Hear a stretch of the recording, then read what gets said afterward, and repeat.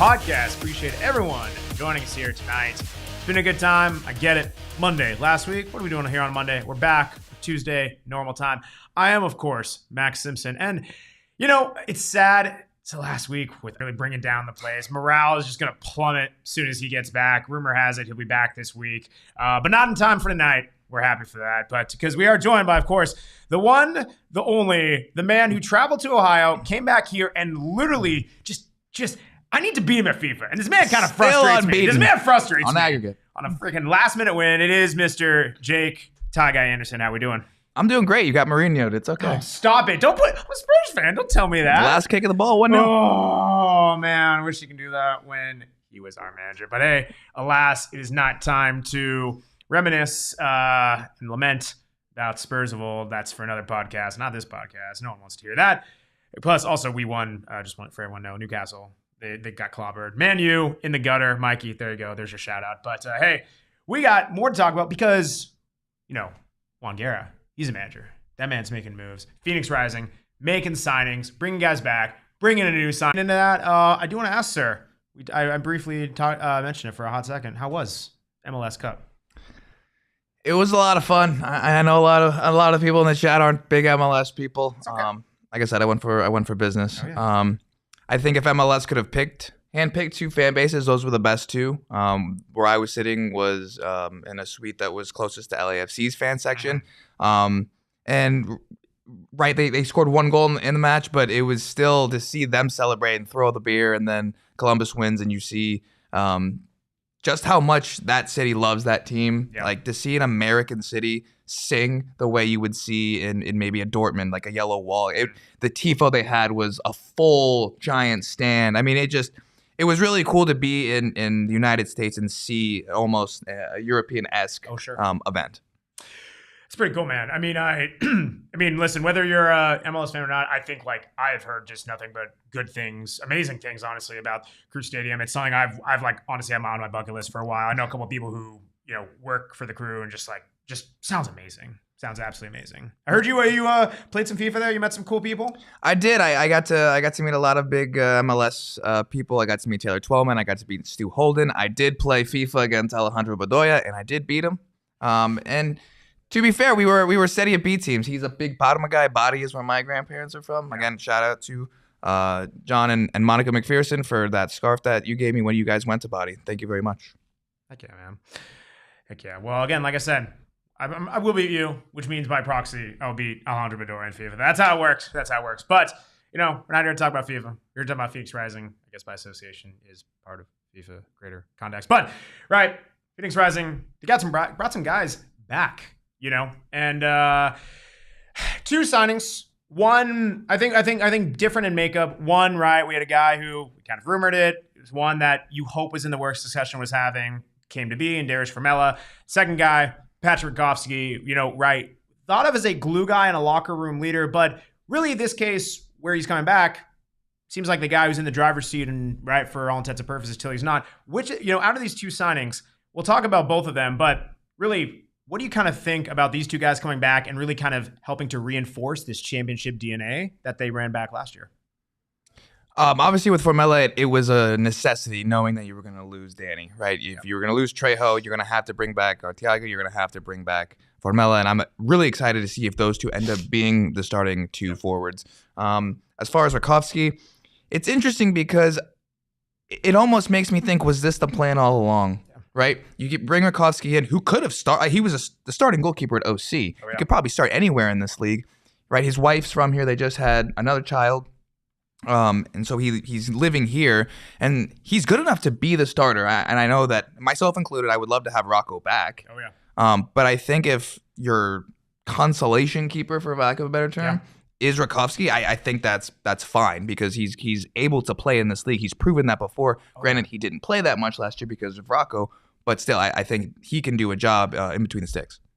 Yeah, I mean, again, kind of looking at where this team's at, who's been back, it's really trying to bolster those key pieces. And right, we talked about there's a lot of guys who we just don't expect to be back, barring some development or whatnot.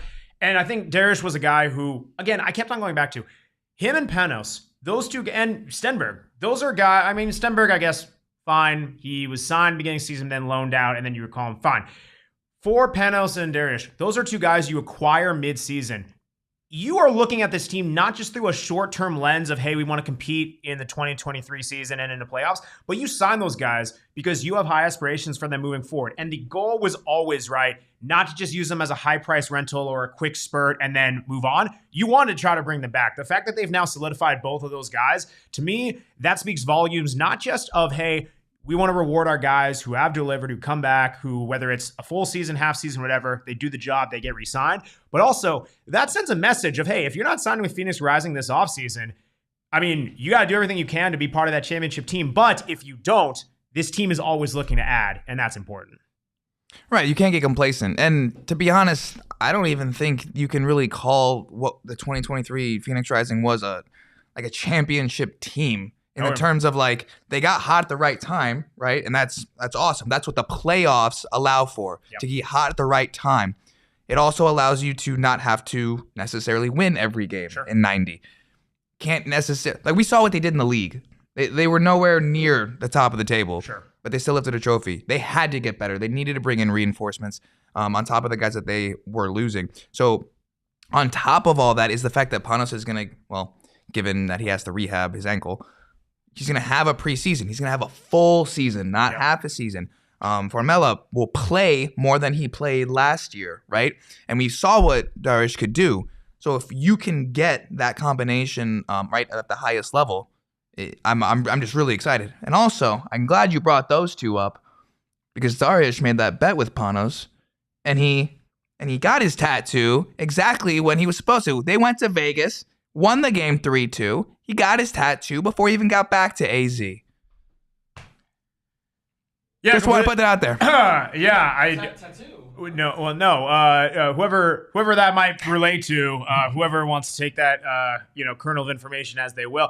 I'm not trying to. Wait, Max, is there something going on with you in the tattoo? No, I had no idea. No, not at all. Yeah, not a clue. I'm not real quick. It's been exactly 1 month. 1 month since the title was lifted. Well, I have a question. How long does it take to schedule a tattoo? Must be years, right? Okay. Years to get that set up, especially when somebody's offering to do it.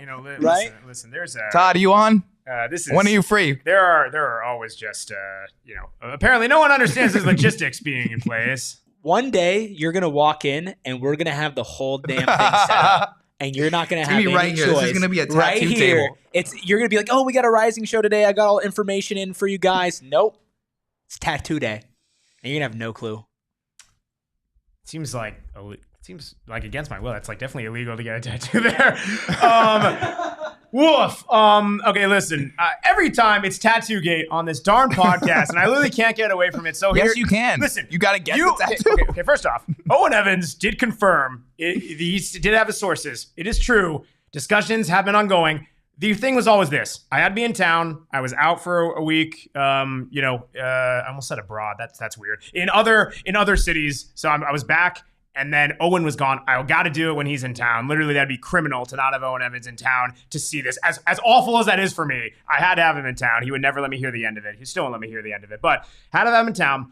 I want to make the build-up for this. So we're going to set a date. It will be before Phoenix Rising season starts. That's a given. I hope so. Again, whoa, listen. We have to... the regular season or preseason? Before the season, we'll leave it at that. If it's preseason, you got a month. I know. And we'll set a date. We're going to make it again. Die Hard only. Go to PHNXlogger.com. Get your Die Hard membership. Literally the only way you're going to be able to see this bad boy. Not going to do a live show where everyone can see it. It's only for the Die Hards. It's a Die Hard exclusive. If that's not incentive enough, I don't know what is. But that's how it's going to be. We have to set up the location. We have to set up the timing. We got to go test it. There's a lot of things that have to happen, but they are in motion. Slowly but surely, and I'm definitely not trying to dodge it. I would never try to do something like that. Yeah. They're in motion.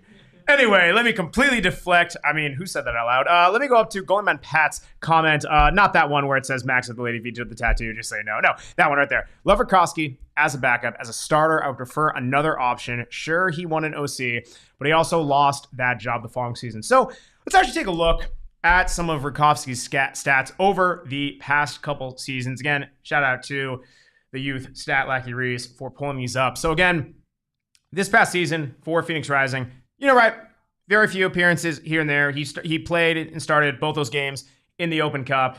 Decently high save percentage, 75%. Right, it was, goodness, what was it? Greenville triumph, the first one, and then that loss to New Mexico in the second one. So, right, there was that. USL, 2 appearances as well. I mean, it was that 4-0 drubbing in there with what's called sack away. So definitely tough showings. I think, right, let's break this down season by season. The 2023 season, in very, very small relief duty where, Open Cup, 75% save percentage, USL, 64% save percentage, where the entire team did poor, especially that sack game. I kind of think you really can't learn too much from that. Is that fair to say? I would say yes. And then another little tidbit for that is he's not playing consistently.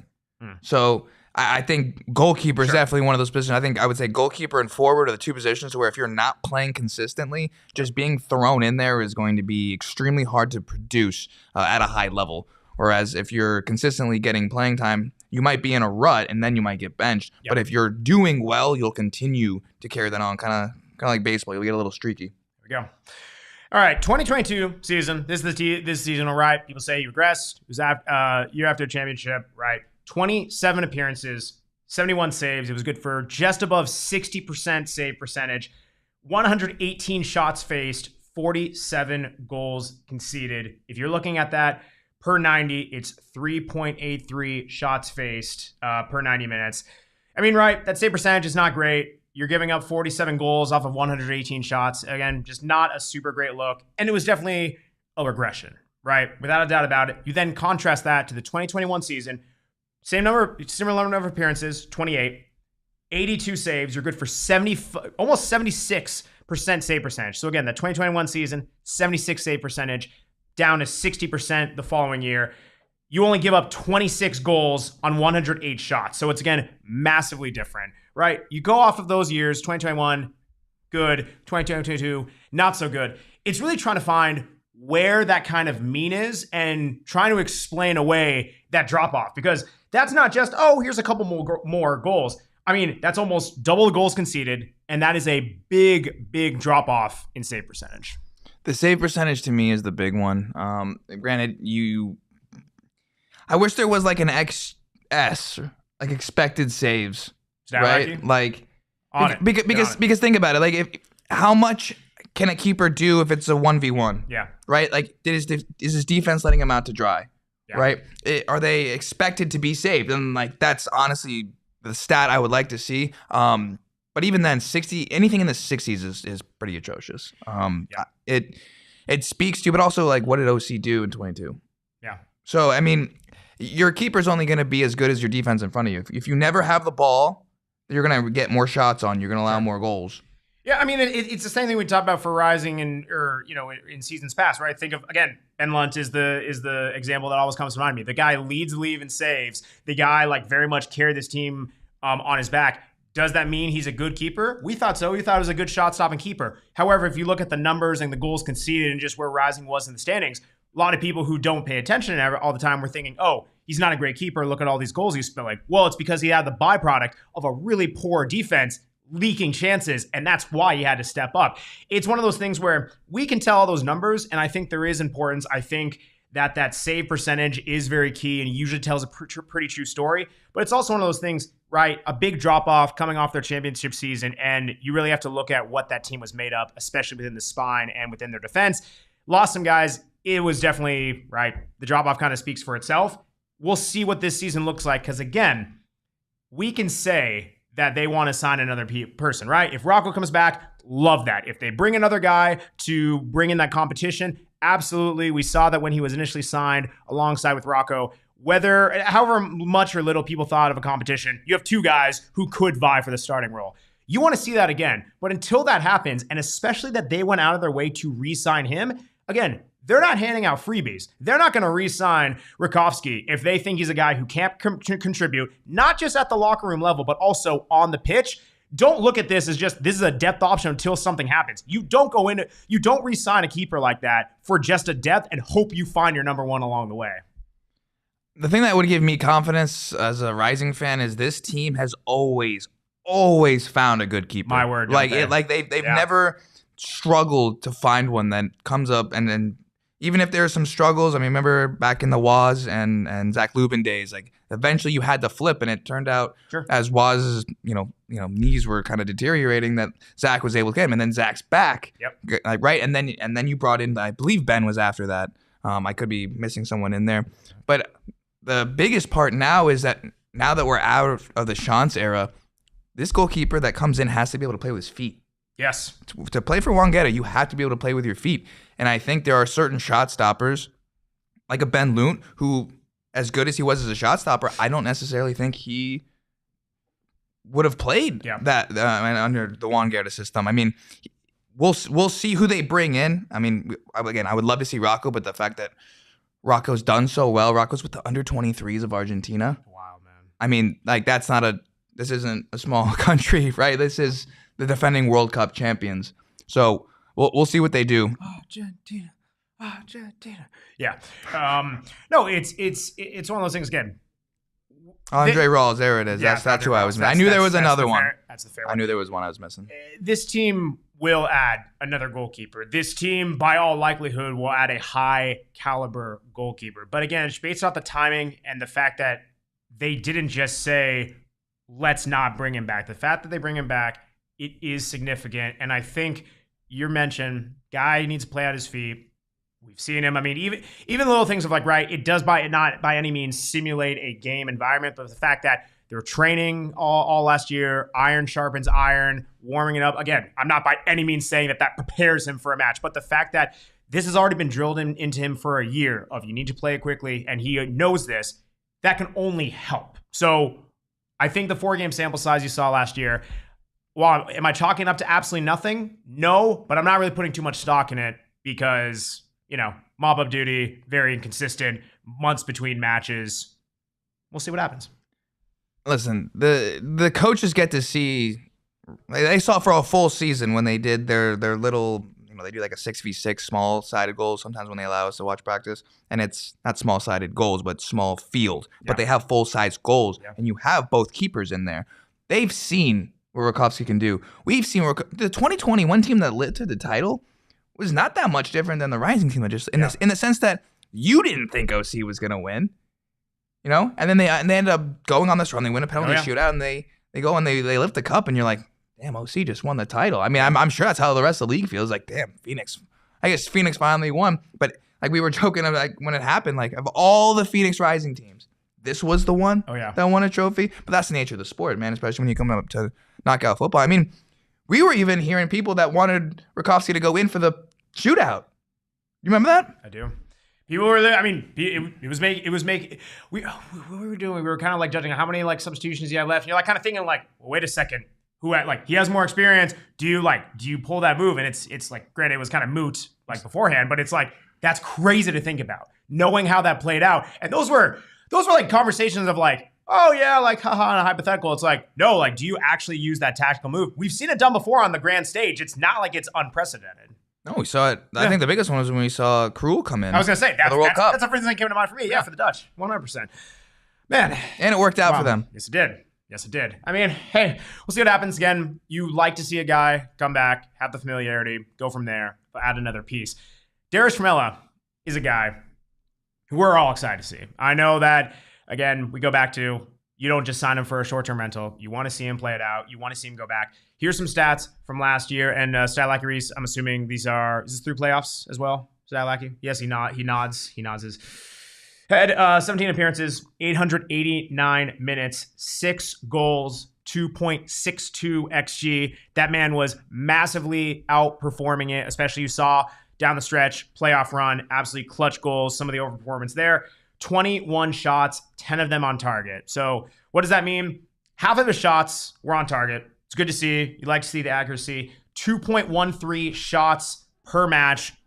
Not bad, especially for a guy who was not the out-and-out number 9, who was also playing with a team that had Danny Trejo, Arteaga, Panos. He wasn't having to be that guy, but the fact that he still had that type of volume, still pretty decent. You only expect it to increase, right, given who's coming back on the team, but also who's not expected to come back from this team. You think he's going to be one of those focal point guys. Again, it's 0.61 goals per 90. Knowing at the clip that he was scoring at and the clutchness of goals, that's pretty damn good from a guy who was, rotational to playing out of position and to still have those numbers.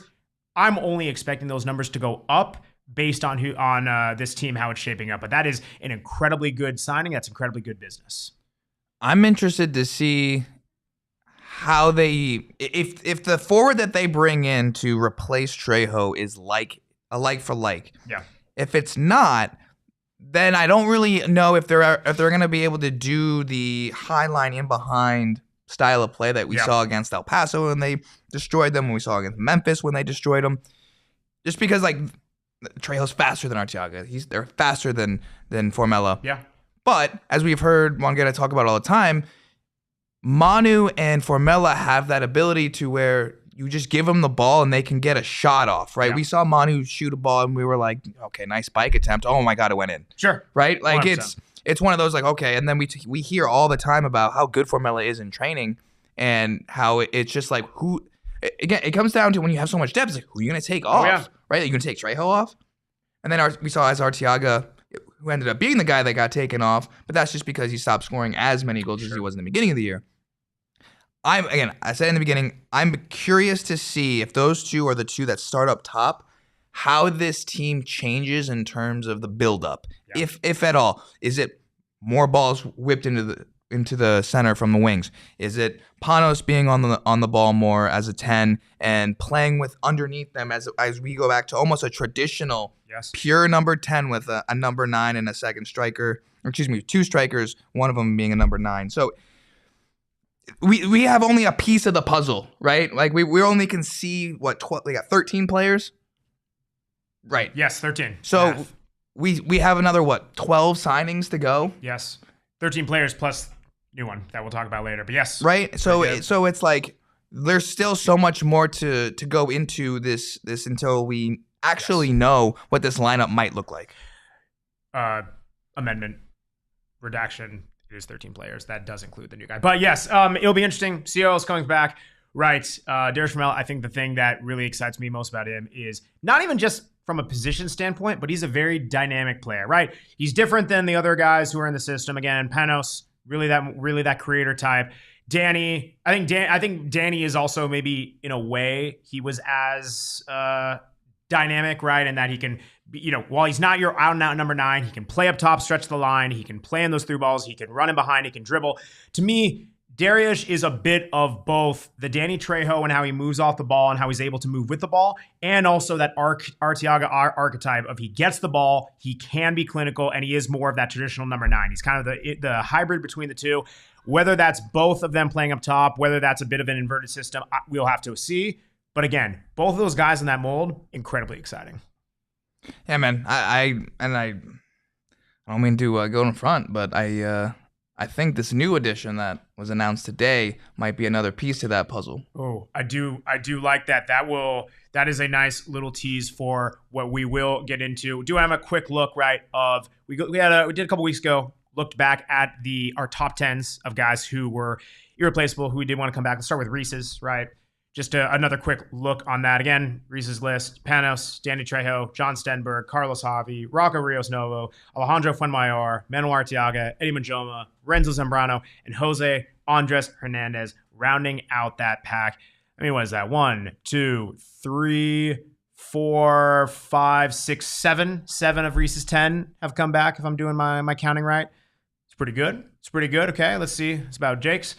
Mr. Tie Guy, we got Panos, Rocco, Danny, Arteaga, Carlos, Harvey, John Stenberg, Gabby Torres, Alejandro Fuenmayor, Jose Andres Hernandez, and Darnell King. If I'm reading correctly, we got 1, 2, 3, 4, 5, 6. Yes, 6 there. Okay, of Jake's coming back. And then let's look at my top 10. We got Danny, Rocco, Stenberg, Panos, Carlos Harvey, Manuel Arteaga, Eddie Manjoma, Darnell King, Jose Andres Hernandez, and Emi Cuejo. We got 1, 2, 3, 4, 5, 6, 7 of my 10 coming back. So, right, see how this team looks. It's shaping up, again, as it stands. 1 goalkeeper in Patrick Rakovsky, 2 defenders, Eddie Manjoma and John Stenberg, 7 midfielders in Armenakis, Carlos Harvey, Jose Andres Hernandez, Gabby Torres, Fede Varela, Renzo Zambrano, and our new signing, who we will talk about soon. And, of course, the 3 forwards, Manuel Arteaga, Dariusz Formella, and you can't forget about Eriksson Gallardo. We will be talking about Rising's new signing announced today, but can't do that on an empty stomach. It is our friends, of course, at Circle K, and I got a little treat for you guys. So I was in Circle K today, and, of course, fueling up on their Inner Circle rewards. And I already told my man Eric about this, producer Eric behind the Mac. Mr. Jake Anderson, this is a surprise to you. Circle K, they have a couple of very interesting items. And listen, for those of you who like ASMR, I'll give you a little taste, figuratively, maybe literally, but I won't eat the whole bag. We are going to try some interesting flavors. If you would like to indulge, I know Eric's going to indulge regardless, but we have 2 flavors. I've been looking forward to this all day, man. What's that? I've been looking forward to this all day. That's what I'm saying, dude. I told you in the morning. So we got 2 flavors here of chips. One is cheesy garlic bread flavored, limited edition, and then the second is buffalo-style chicken wing. Listen, man, we're going to give it away. And we got perfectly peach rings to chase, a palate cleanser. The ginger to the wasabi that is, these chips, so to speak. But let's give it a little go. It is limited edition, of course. Use the Inner Circle program. Boom, boom. Ruby. Oh. That. Would you like one, sir? I hate to be that guy, but I'm going to pass. No, that's okay. It is a buffalo-style chicken wing. That actually... Oh, dude, you got to get your hands on that. That's pretty good. I'll trade you back. I got to try this. I got you. This that cheesy garlic bread. This is the one I'm most excited about. Yeah. I'm going to turn my mic off while I eat it, though. No. So you got to get the people the ASMR. You want me to do it? They want the whole experience. See, yes. See, we literally have loving ASMR. Keep eating more chips, please. The chat is asking for. Hit that like button, and we'll keep on eating chips. Wait a second. Right? Okay. Listen, man. Pass these around. This is my thing about chips. Even if these aren't your cup of tea, that's totally fine. There are other flavors. They're limited edition. They'll only be here for a bit, but it means that they have all these other flavors, the sour cream onion, the cheddar chive, everything like that. Try them out. Let me get my hands on this cheesy garlic bread. I am just titillated right now. I'm absolutely titillated. Yes. The garlic bread. Wait a second. Those are both. The garlic bread is good. I like the buffalo style chicken wing. Eat them both this ain't even an ad, dog. Wait, Those are really good. Both at the same time. Give me that. Give me that. Both Give me at the that. same time. Give me that. All right, hold on. We're gonna go nuts here. For those of you who are listening on audio, I mean, I just hope you like the ASMR because this, doesn't do it justice. Here we go.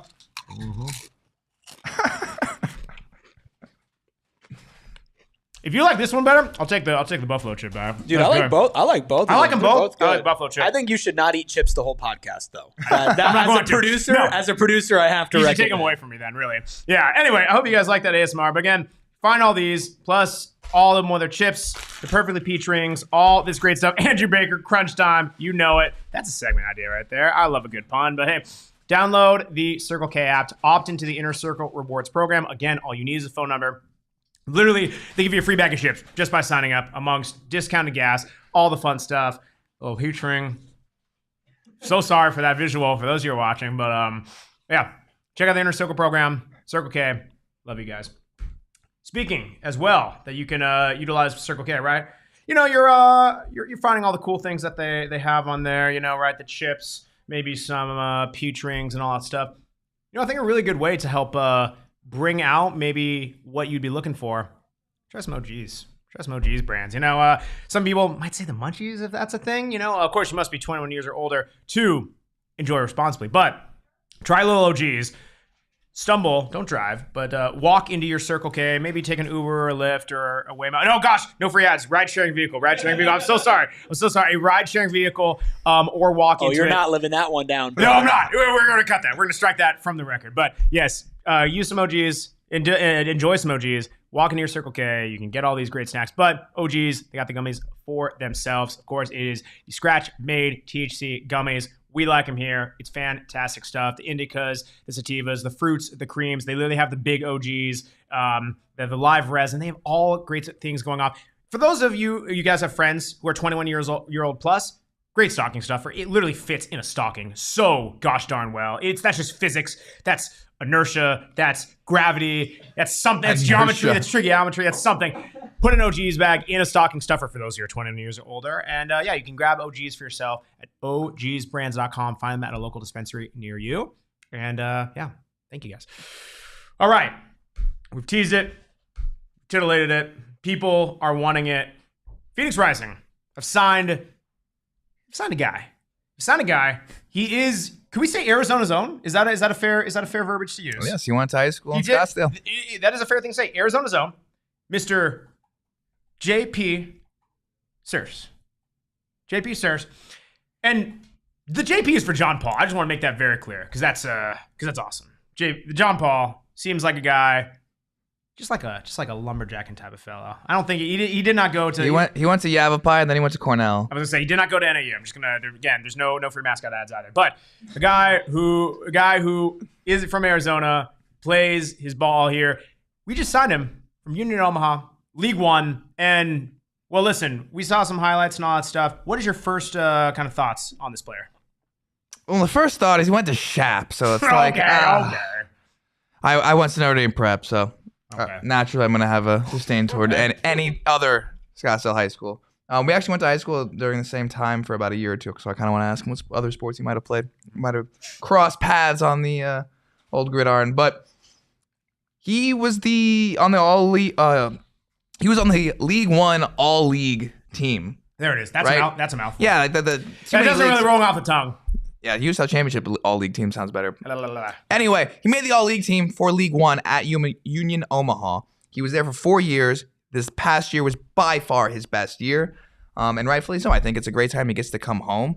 And it's always fun when you have someone who's from here that represents, not just the crest, but like lives it, breathes it, dies it, because he is just like with Jose Andres Hernandez. Like it's awesome to see guys that are from here, because if you look at the Francesco Totti's, you look at Marco Reus with Dortmund.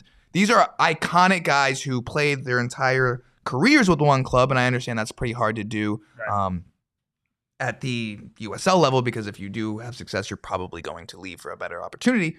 But it makes the fans fall in love with you because you are one of their own, right? You have an attachment to a guy because it's, I went to school here. I have lived here my whole life, just like you have, and you represent me. Yes. And I think that is the biggest attachment to the fans, in addition to the fact that he does have a lot of talent. He's 6'1" for a midfielder. That's pretty big. Massive. And Literally. the fact that he's about to turn 27 next month, so he's right in the prime of his career. I mean, the first thought, and if we can scroll up just a tidbit, where are we? Oh my gosh, where are we? Where do we go? Little bit up. Keep going above the chip conversation. There's a lot of chip. Okay, boom. Goalman Pat.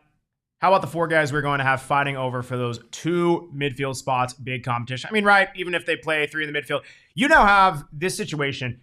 This midfield was, you return all 3 core guys that you've primarily used in the midfield, and now you got add another guy who is just a little bit of everything. Who's I'm not gonna say Carlos Harvey size unit, but the man that's an athlete. The guy is an athlete. Is the best phrase I can say. He does a bit of everything. Right, easy guy to root for because he's from Arizona, but just the way he plays, right? We have a little graphic actually that kind of showcases some of the really what he's really efficient at, right? If you kind of look at this chart that you see on screen, for those people who, right, he's playing in League One, this is how he compares to other people in League One. XG, right, for midfield, for people in the midfield, 92 percentile for XG in USL League One, 94% in defensive actions, 97% in forward passing share. Again, those two things are opposites. Defensive actions, forward passing share. That's pretty darn good to be in the top 10% in both of those. Your high 86 in shot percentage, That's great too, right? Passes, it's not bad. He's maybe not going to be that progressive guy, but he towers in the air. You see at the chat, it's like, right, goalie man Pat looks dangerous from set pieces. He's good. He's a guy who has that size. He can very much play kind of that box to box, and especially how this team uses their midfield, where they need engines. This guy's a piston. The 4-3-1-2 shout in the chat, I very much think it's either that or the opposite, the 3-4-1-2, and it can become either when you go up and attack. Going back to what I was asking, if we're going to see more crossing, or we're going to utilize these fullbacks, which would make a 3-4-1-2 the preferred formation. Yep. But even then, you could still make it a 4-3-1-2. One fullback goes up, maybe both fullbacks goes up, one of the midfielders drops, it's back down to a 3, right? It's very fluid. Juan's always played that way. We've seen Juan play both, right? So I'm wondering, and then Gallardo might be the guy that spreads them out. Is he going to start this year? He finished the year strong too. There's just so much talent in this midfield, man, and it for a team that I think wants to do well in multiple competitions, I think this depth helps. I think it's going to help with injuries. And then also, of course, we got a couple guys on the team that love getting yellows. And so they're going to be suspended. Carlos Harvey and Renzo Serrano love a yellow. Carlos will get called up to Panama, I'm sure. Like there's going to be some times when you don't have certain guys for whatever reason. And I'm hoping that the drop-off isn't that bad because of how much depth you have in here. Yeah. And the competition at training is going to be crazy. I'm really looking forward to the battle in the midfield because I don't know who the hell is going to start. Because I Panos, Carlos, and now we're looking at like what? You have Jose, Gabby Torres, Fede, Renzo, and now with JP. It's I mean it's going to come down to maybe. I mean, and then this is where you get into the overthinking of a Pep Guardiola. Okay. Do you want to start moving guys in that perhaps are more advantageous against this team? Oh, sure. This team matches up better if we have JP's height in there. Yep. Or, okay, well, this game, they're going to sit back and we're going to be on the ball more. We don't need that type of physicality as much. We already have Carlos. Let's put Jose in there because we just want him on the ball and moving the ball and passing it more, right? That option is available, given everyone's healthy and available. And I don't know if we've necessarily seen a team this deep in the midfield. Yeah. Honestly, I mean, seeing Andrew's comment, right, and I'm addressing Darnell gone as well. But right, he thinks this is an interesting signing. Completely agree. Also want to say what's up, maybe it's keep Albert. Oh, thanks a lot. That's just rude, but I love you, Albert. Right, seeing how this team kind of like stacks up in the midfield. Right, again, it's not a perfect representation, but again, I used it last year. You kind of have the Goldilocks situation, right? You have Jose Andres Hernandez is very much your attacking player. Right, you have Renzo Zambrano. Yes, he can progress and has passes, but he's very much like, in a way, your defensive stopper. And you have Carlos Harvey, who that man can hustle back. That man will put in a header. That man will score goals. And JP, in a way, it's not a perfect like-for-like comparison, but if you're seeing which of those that he slots into, he is similar in a way to that Carlos Harvey of, again, top 10 percentile in attacking actions, top 10% in defensive actions. That is fantastic to have two of those guys. While different, can both attack the ball and get up and down the pitch. We actually do have a little video, kind of illustrates everything that we're talking about, right? Again, courtesy of USL Tactics, our friend John Morrissey on Twitter. You're seeing, right, just where his kind of actions are, right? Boom, stopping in there, kind of slowing up a pass, going in, towering header. You are going to see these next like 3 or 4 clips within this video. Header, back post header. Man is absolutely clutch. Like, we love a big body on set piece. I think we can all say, while Rising had some success maybe down the stretch, they really need to capitalize better on these set pieces, given the height they now have on their team. But right, another boom set piece goal. You absolutely love to see it. Showcase the passing ability as well. Again, I think the big thing we're gonna have to see is how does his abilities from USL League One translate over to USL Championship? Because right, it's maybe a little more physical, a little faster guys, but again, he's a little bit older than himself. It's not like he's just a young spring chicken who hasn't seen this type of competition. We'll just have to see how it translates over. But again, I like what I'm seeing even from just this little bit clip of just he's able to be everywhere. He's able to get stuck into challenges. He's able to head a ball. You love to see it. Do you know who all these clips remind me of? And it's a big name to put him against, having never played for Phoenix before. So this player's never played for Phoenix. No. JP's never played for Phoenix. Oh, you're the saying player this player I'm thinking of is a big name in Phoenix Rising history that I think mirrors him, and I think they're looking to get the same quality from him. I mean, now I'm curious. Please. Kevin Lambert. I say that's why I thought you might say. Not as big. Yeah. But you saw the towering ability to get his head on the ball, the ability to stop, and the ability to pass. That was Kevin Lambert in a nutshell, man. Oh, man. You couldn't beat him in the air. He was going to stop you, and he can distribute. Yeah. And that's why he was able to play as a defensive midfielder as a 6. He could play as an 8 sometimes, and then he played center back, and that's what got him to MLS. I love it. You hear that? You're there first. Jake Anderson comparing JP to Kevin Lambert, MLS bound. Appreciate that. I mean, you said MLS bound. I hope for his sake. I hope he is. No, man, it's cool to kind of see like profiles, right, of players, comparables, some comps, see where he's at. I mean, again, we got to shout out Style like Reese. He's been put in some work here. If you kind of look at his minute, kind of where he factored last season, 32 appearances, successful tackles, 71%, dual success, 58%, chances created, again, for a midfielder, 28%, 166 recoveries. Per 90, I mean, this man is everywhere. 1.3 tackles won per 90, 7.42 duels won per 90. Essentially a chance created per 90 minutes and 5 recoveries per 90 minutes. This man is going to be everywhere. It seems, right, a little, based on kind of what we're seeing in the clips. Good, decent passer, very much can progress the ball, but he's going to be a bit more of that guy flying around, breaking up plays, can dominate in the air on set pieces. You love to see that type of thing. I think the fact that you're getting guys who mirror each other, it adds to that depth of just slotting guys in when they're not available. Yeah. And I think the most important part of the game, obviously, is the midfield. And for a system like Wangetta, where we're going to dominate possession, we're going to move the ball side to side, and we're going to work you, and then we're going to score, you need the midfield depth. And I think that's why we're seeing the creation of the roster in the way that it's coming along. They have almost their entire midfield. If you consider the fullbacks, the wingbacks to be midfielders, which they can be, they're not, they are, depending on, right? However you want to classify them, I think that, let's call it the mid-block. How's that? The mid-block of this team is almost done. Yeah. And once they establish that, I think we'll start to see the defenders trickle in. We'll get a goalkeeper, and then maybe 1 or 2 more forwards. And that should get us about 23 players. I mean, again, if we already kind of listed a lot of the players who have been signed, including JP. It's a lot of this team. Maybe the spine, in a way, in the defense is maybe slightly lacking. But again, you already have some D's. Some guy. You need to beef up the mid block. Yes, of like the outside kind of wing backs, fullbacks, whatever you want to call them. Beef up that depth a bit to try to get it up to where we were last season. But you already have a lot of guys who can play in that position. You have a very solidified midfield. You already have multiple guys who can play that forward line, and now you have a couple guys in that number 10-ish hybrid role in Panos. If Fede is able to rise to the level that we think he can, you have a couple guys who are already in that position. Fill out the defense, add some more depth.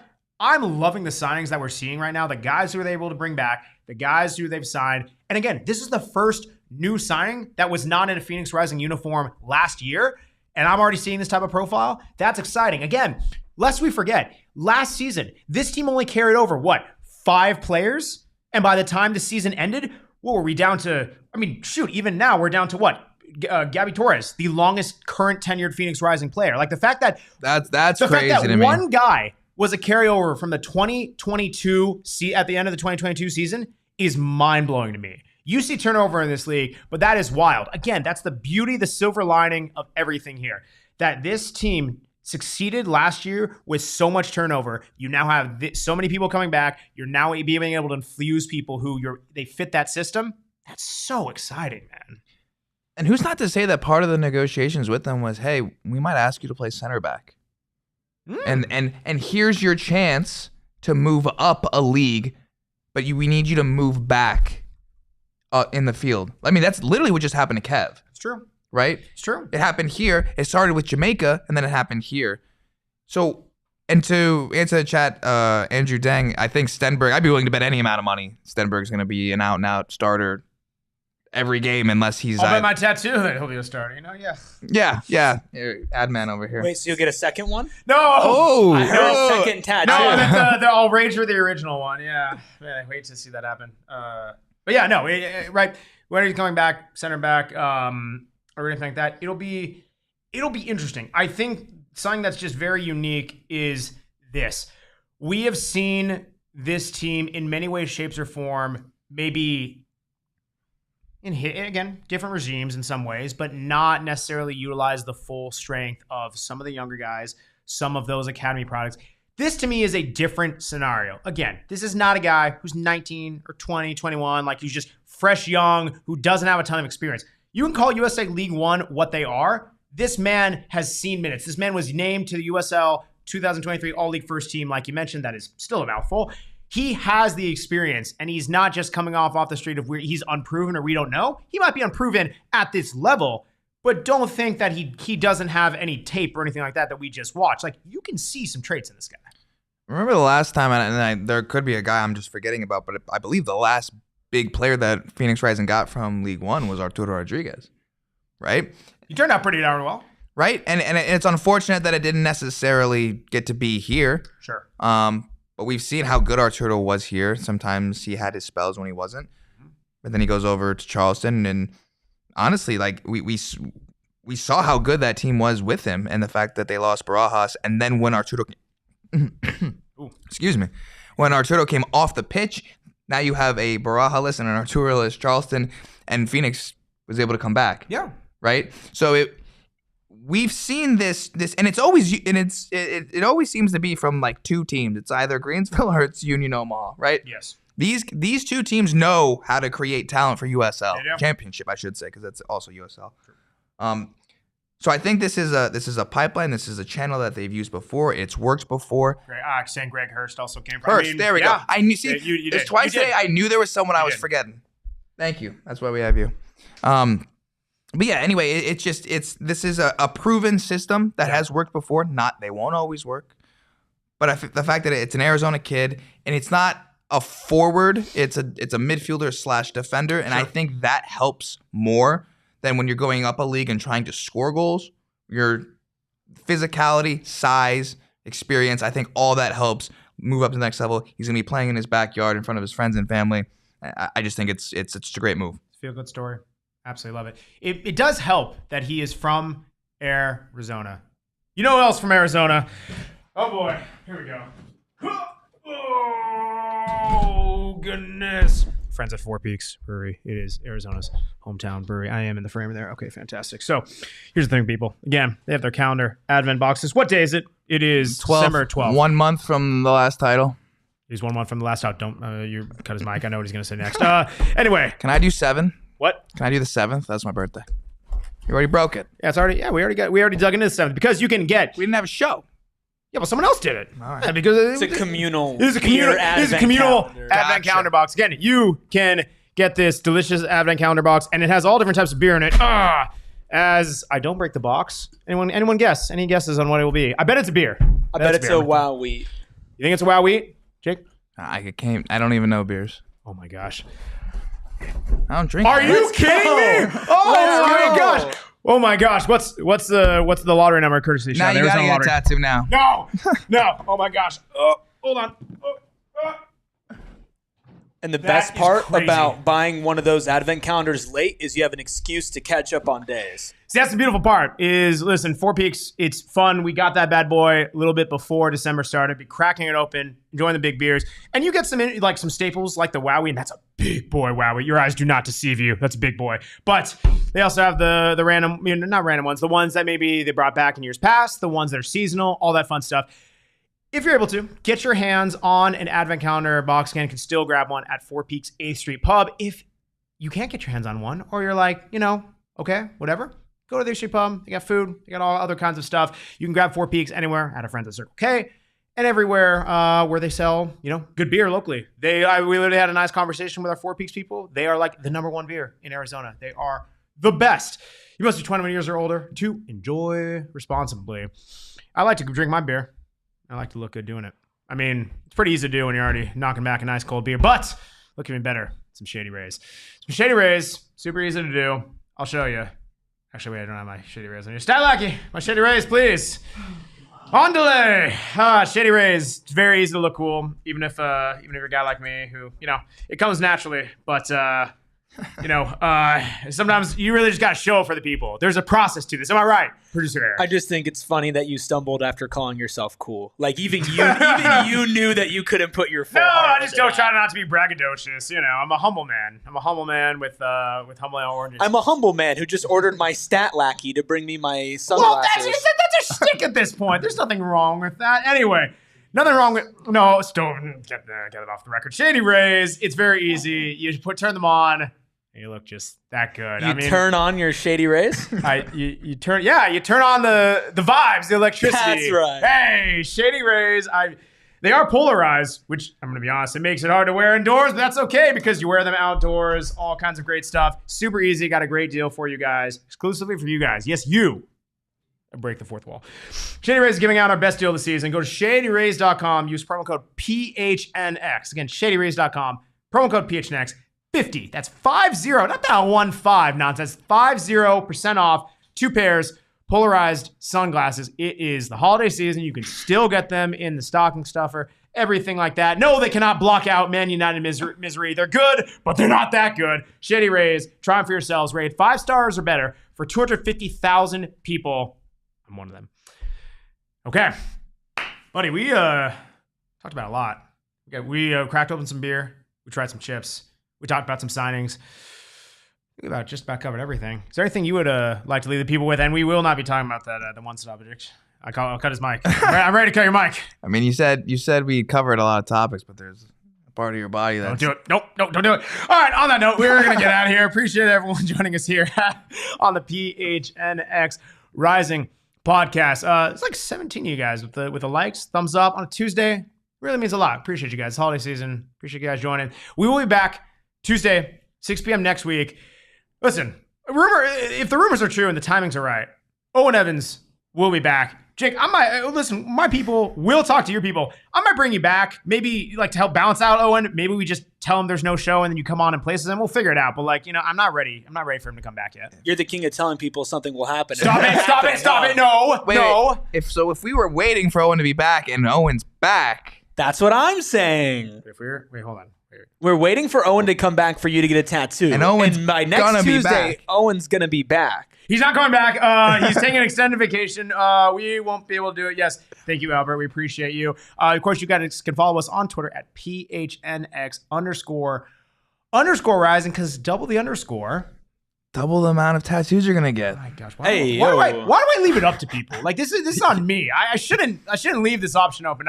Again, shout out there are diehards in the chat, of which there are many.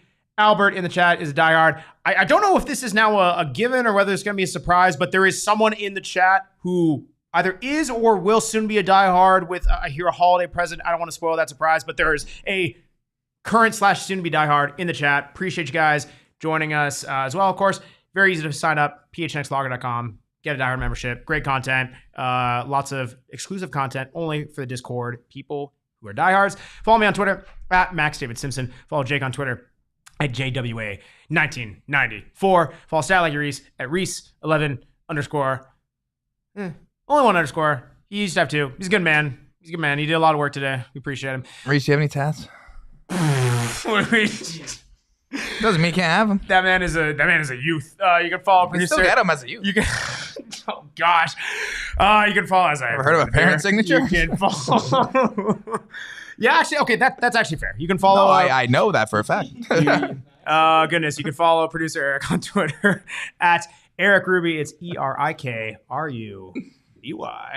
Yeah, it is a beautiful game, but it's way more beautiful when Phoenix Rising continues to develop this roster, add amazing players, and gets the ball rolling on the 2024 USL Championship season. Oh, wait, one more thing. I'm playing soccer tonight. Let's go! Bye, everyone. We all silly like the mayor.